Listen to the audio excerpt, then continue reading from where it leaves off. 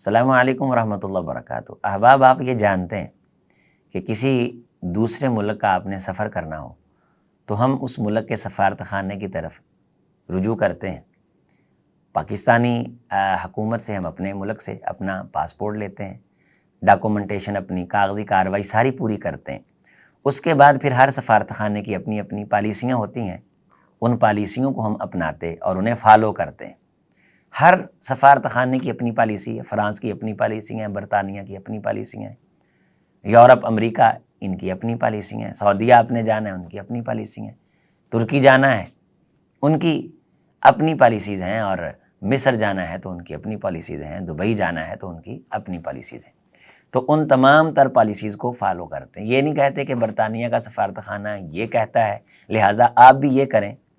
یا برطانوی سفارت خانے کو جا کے یہ کہیں کہ دبئی کا سفارت خانہ یہ کہتا ہے آپ بھی یہ کریں۔ ہر ملک نے اپنے اپنے آئین اور قانون بنائے، ان کا ایک دائرہ کار ہے، اس کے مطابق وہ لوگوں سے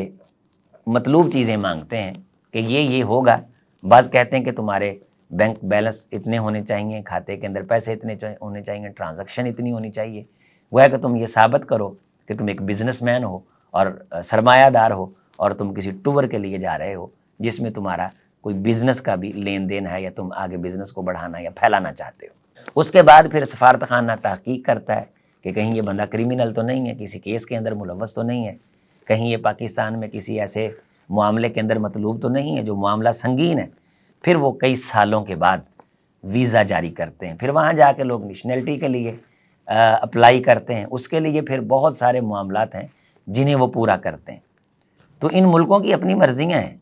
اس کے مطابق وہ چل رہے ہیں، اس کے مطابق وہ کام کر رہے ہیں، اور لوگ ان کی تمام تر پالیسیز کو فالو کرتے ہیں۔ کہیں کوئی کاغذ مس ہو جائے،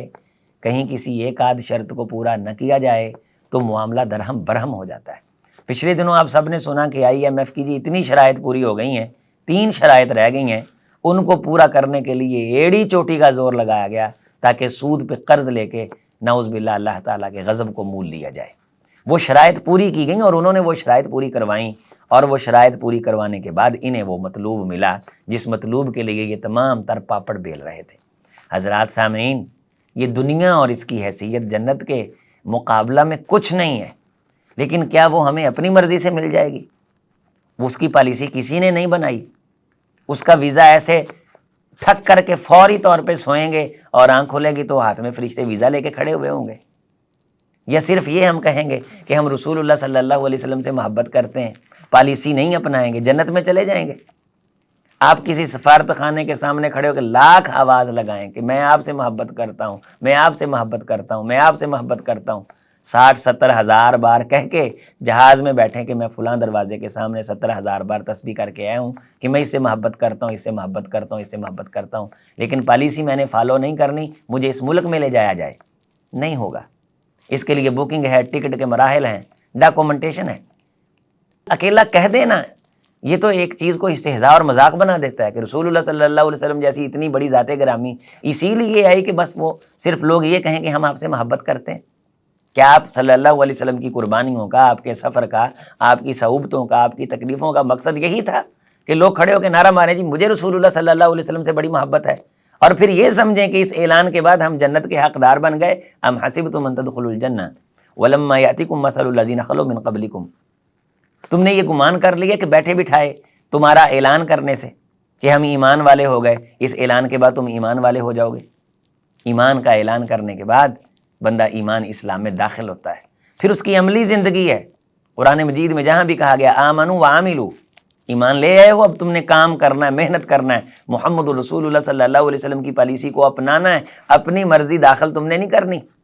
یہاں پورے کے پورے ملک مل کر کے کسی دوسرے ملک کی سفارتی پالیسی کو تبدیل نہیں کر سکتے، اور یہاں ہر شخص کھڑا ہو کے رسول اللہ صلی اللہ علیہ وسلم کی پالیسی کے اندر دخل اندازی کرتا ہے، اس کے اندر دخل اندازی کرتا ہے۔ ام لہم شرکاء شرعوا لہم من الدین ما لم یأذن بہ اللہ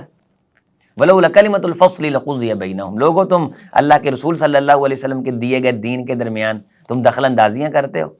اس کے اندر حرف گیری کرتے ہو،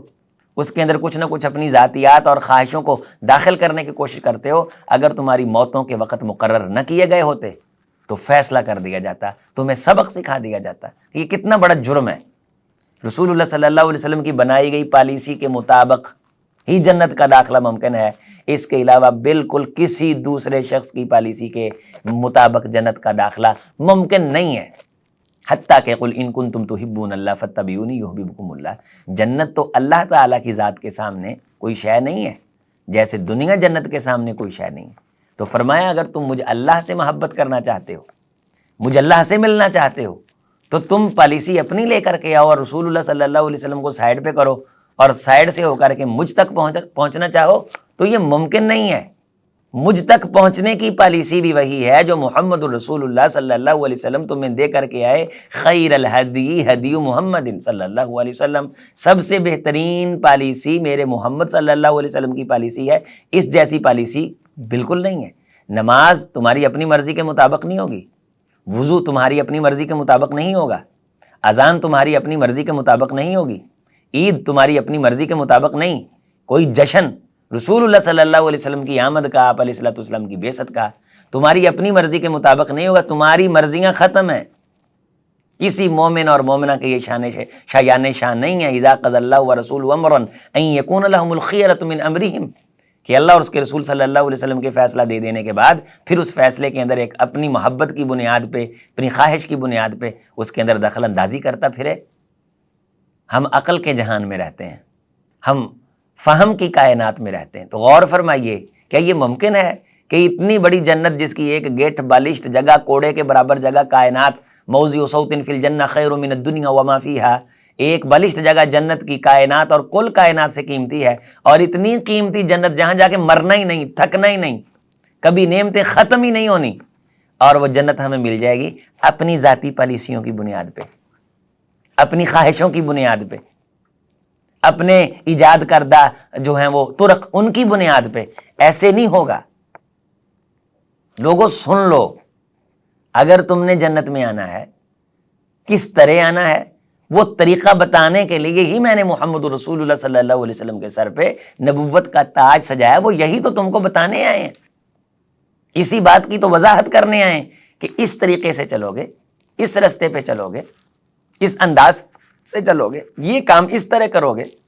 حج اور عمرہ اس طرح کرو گے، زندگی اس طرح گزارو گے، روزے کے احکام یہ ہیں، زکوٰۃ کے مسائل یہ ہیں، تمام تر یہ پالیسیز جو ہیں یہ محمد الرسول اللہ صلی اللہ علیہ وسلم کی دی ہوئی ہیں۔ انہی کو اپنانے سے ویزا ایشو ہوگا، انہیں اگر نہیں اپنایا جائے گا کہیں مسنگ ہو جائے گی، اور جان بوجھ کے ہوگی،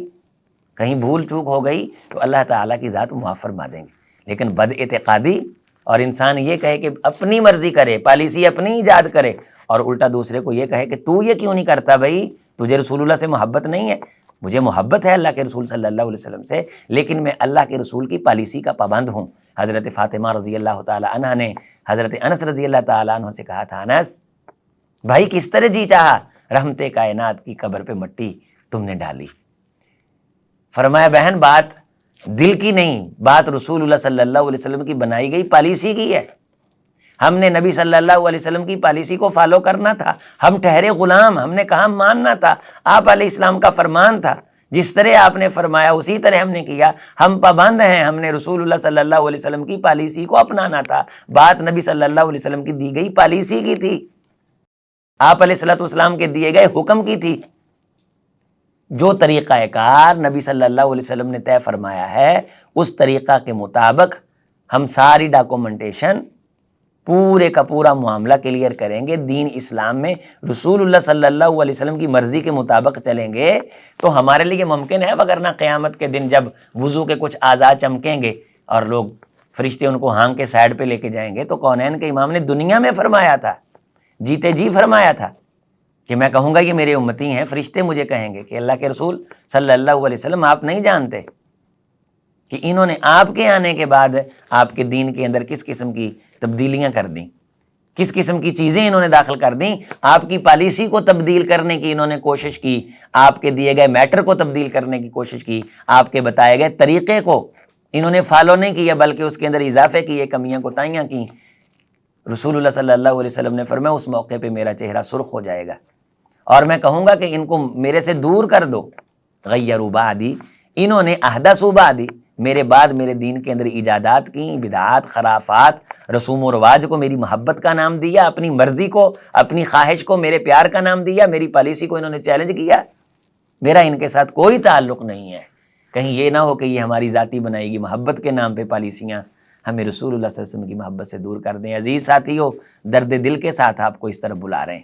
اللہ کے رسول صلی اللہ علیہ وسلم کی پالیسی کی طرف، آپ علیہ الصلوۃ والسلام کے دین کی طرف۔ بازاروں میں دیکھیے خرافات کہاں تک چلی گئیں، سارا سال نماز نہ پڑھنے والے، چہرے پہ سنت رسول نہ سجانے والے، بہنوں کے حقوق کھانے والے، سود کھانے والے، ساری زندگی میں نوشی کرنے والے، جمعہ فرض نمازوں سے دور رہنے والے، قرآن سے بالکل غافل رہنے والے، ربیع الاول کے دن دیگیں پکا کر کے یہ سمجھتے ہیں، جشن منا کر کے یہ سمجھتے ہیں کہ ہم تو کرتے ہیں محبت، لیکن جس کی پوری دین میں رسول اللہ صلی اللہ علیہ وسلم کے اسوے کی جھلک نظر آتی ہے، اسے یہ کہتے ہیں کہ اسے محبت نہیں ہے، اسے اپنے بیٹے پہ تو محبت ہے، اسے رسول اللہ صلی اللہ علیہ وسلم کے آنے پہ محبت نہیں۔ رسول اللہ صلی اللہ علیہ وسلم کی محبت ہو یا بیٹے کی محبت ہو، یہ تمام تر محبتیں رسول اللہ صلی اللہ علیہ وسلم کی پالیسی کی پابند ہیں۔ نبی صلی اللہ علیہ وسلم نے بیٹے کی محبت میں نہیں فرمایا کہ 7ویں دن 2 جانور ذبح کرو، لوگوں کو کھانا کھلاؤ، خوشی ہے، انجوائے کرو۔ پورا دین ہے یہ، الیوم اکملت لکم دینکم واتممت علیکم نعمتی، اس کے اندر کسی قسم کی کوئی نقص، کمی، کجی، ٹیڑھ، عیب نہیں ہے، یہ پورا مفصل دین ہے، قیامت تک کے لیے ہے۔ وما ارسلناک الا کافۃ للناس، اے اللہ کے رسول صلی اللہ علیہ وسلم، ہم نے آپ کو ساری خلق کے لیے، الی الخلق کافہ، ساری کائنات کے لیے آپ کو آخری رسول بنا کر کے بھیجا ہے۔ اب آپ کے پیغامات چلیں گے، آپ کی پالیسی چلے گی۔ اللہ کریم سے دعا ہے اللہ ہمیں اس پالیسی کو اپنانے کی توفیق دے جو رسول اللہ صلی اللہ علیہ وسلم نے ہمیں دی، دین، ایمان اور اسلام کی شکل میں۔ والسلام ورحمۃ اللہ وبرکاتہ۔